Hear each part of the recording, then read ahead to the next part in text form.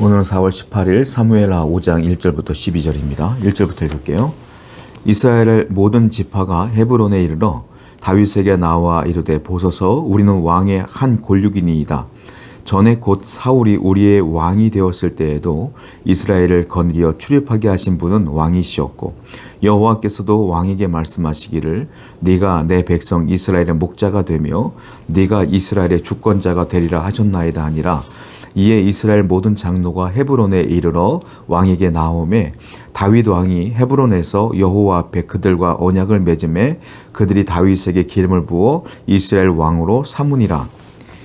이제 많은 사람들이 모든 이스라엘 지파 모든 사람들이 다윗에게로 나옵니다.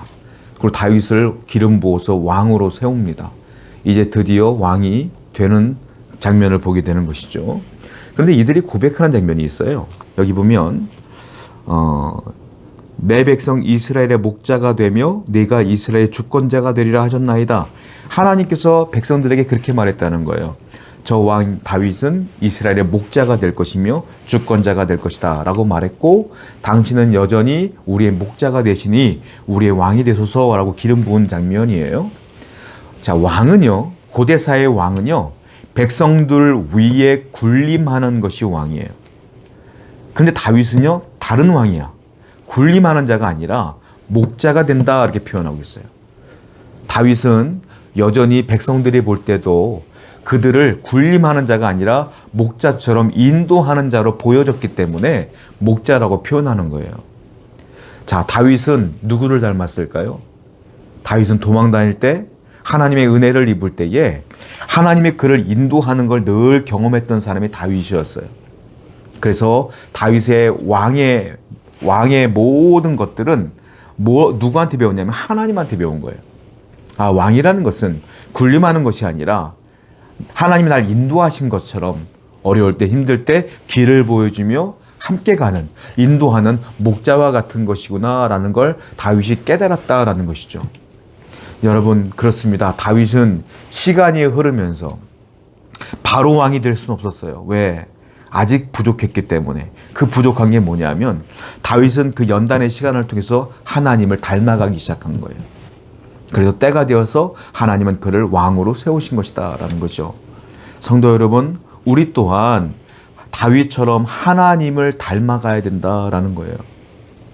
예수님을 닮아가야 된다. 성도라면 신앙생활한 지가 오래될수록 예수님을 닮아가야 돼요. 예수님의 품성을 닮아가야 될 줄로 믿습니다. 오늘도 여러분 가운데 있는 내 고유의 성품이 아니라 변화되어서 예수님께 성숙되어져 가는 그 예수님의 성품을 닮아가는 여러분 되기를 축원드립니다. 4절부터 볼게요. 다윗이 나아가 30세의 왕위에 올라 40년 동안 다스렸을 때 헤브론에서 7년 6개월 동안 유다를 다스렸고 예루살렘에서 33년 동안 온 이스라엘과 유다를 다스렸더라. 다윗은 하나님께 연단을 받습니다. 우리가 알다시피 막내 아들이었을 때에, 이세의 막내 아들이었을 때에 사무엘에게 기름 부음을 받았고요.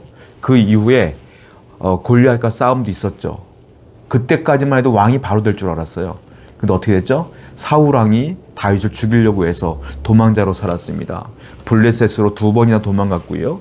그리고 사울이 죽었어도 왕이 못 됐어요. 헤브론에서 7년 6개월 동안 왕이 됐다. 그리고 30세에 드디어 이스라엘의 전체 왕이 되는 장면을 보게 되는데 다윗의 연단의 시간이 약 20여 년 정도 됩니다. 기름 부음 받은 때부터 연단 받을 때가 한 20년 정도 흘렀어요. 그 정도 흐른 뒤에 다윗이 왕이 된 것이죠. 여러분, 연단의 시간, 그 연단의 시간이 다윗에게는 헛된 시간이 아니었다라는 거예요. 다윗은 그 연단의 시간, 오랜 시간 동안 하나님을 원망하지 않았어요. 왜 기름 부음 받은 종이 왕이 안 됩니까? 라고 따져 묻지도 않았어요. 단 한 번도. 그는 늘 겸손했고 하나님이 연단하는 그 시간 동안에 감당하려고 노력했고 그 가운데 묵묵히 하나님을 바라봤던 사람이 다윗이었다. 때가 되니까 하나님께서 그를 왕으로 세우셨어요. 여러분도 마찬가지예요. 여러분의 인생 가운데 고난이 있습니까? 역경이 있나요? 절망감이 듭니까? 외롭습니까? 슬픕니까? 일을 해도 안 됩니까? 어쩌면 그것이 연단의 시간이에요. 고난의 시간이죠. 그 연단의 시간이 연단의 시간에 다윗처럼 살아야 돼요. 묵묵하게 감당해야 돼요. 그리고 하나님을 바라봐야 돼요. 기도해야 돼요. 때가 되면 하나님께서 그 연단의 시간을 멈추게 하실 줄로 믿습니다. 오늘도 승리하는 여러분 되기를 축원드립니다. 6절부터 보겠습니다. 왕과 그의 부하들이 예루살렘으로 가서 그 땅 주민 여부수 사람을 치려하며 그 사람들이 다윗에게 이르되 네가 결코 이리로 들어오지 못하리라.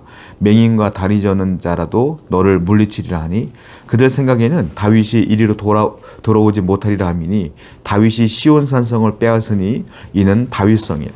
그날에 다윗이 이르기를 누구든지 여부수 사람을 치거든 물깃는 대로 올라가서 다윗의 마음에 미워하는 다리 저는 사람과 맹인을 치라 하였으므로 속담이 되어 이르기를 맹인과 다리 저는 사람은 집에 들어오지 못하리라 하더라. 이게 무슨 말이냐면 이 다윗이 왕이 되자마자 수도를 바꿉니다. 예루살렘으로 진격을 합니다. 예루살렘에는 여부수 사람들이 이미 장악하고 있었어요. 근데 천의 요새라고 불렸던 곳이기 때문에 그 여부수 사람들이 다윗을 향하여 비꼬는 거예요. 야, 너는 못 쳐들어와. 다리 저는 사람도 맹인도 우리 중에 다리 저는 사람과 맹인이 있어도 너희들이 이겨. 그만큼 여기가 완벽한 요새야라고 했지만 과정은 안 나오지만 7절 보니까 다윗이 이겼어요. 예루살렘을 차지했어요. 그래서 그 성의 이름을 다윗성이라고 명명했고 계명했다라는 거죠. 여러분, 사람들은 흔히 환경을 보면서 나는 안전해 말해요. 그런데 누가 이기는 줄 아세요? 승리는 하나님이 함께하는 사람이 이기는 거예요. 실력 있는 자가 이기는 게 아니라 하나님이 함께하는 자가 이기는 거예요. 하나님이 다윗과 함께 했어요. 천의 요새도 하나님이 다윗과 함께 하니까 그냥 무너질 수밖에 없는 거예요. 마찬가지예요.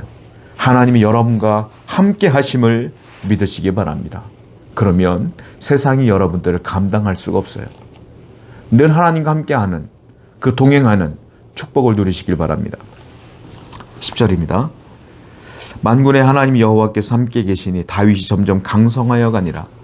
다윗이 점점 강성하여져 가고 있어요. 다윗의 군대가 연승하니까 강해지는 걸까요? 다윗의 군대가 많아지니까 훈련을 잘 받아서 무기가 좋아서 강성해질까요? 아니에요. 뭐라고 했어요? 여호와께서 다윗과 함께 계시니 다윗이 점점 강성해지더라.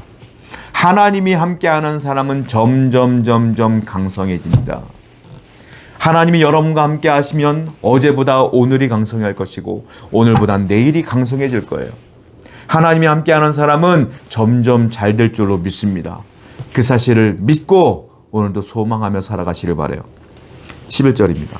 두로왕 히람이 다윗에게 사절들과 백향목과 목수와 석주를 보내매 그들이 다윗을 위하여 집을 지으니 다윗이 여호와께서 자기를 세우사 이스라엘 왕으로 삼으신 것과 그의 백성 이스라엘을 위하여 나라를 높이신 것을 알았더라. 두로왕 히람이 다윗이 왕 되었다는 얘기를 듣고요. 목수를 보냅니다. 그리고 석주들을 보내요. 그리고 백향목을 보내요. 백향목은 사치품이에요. 사치품. 그러니까 건축자재 중에 최고급인 거예요.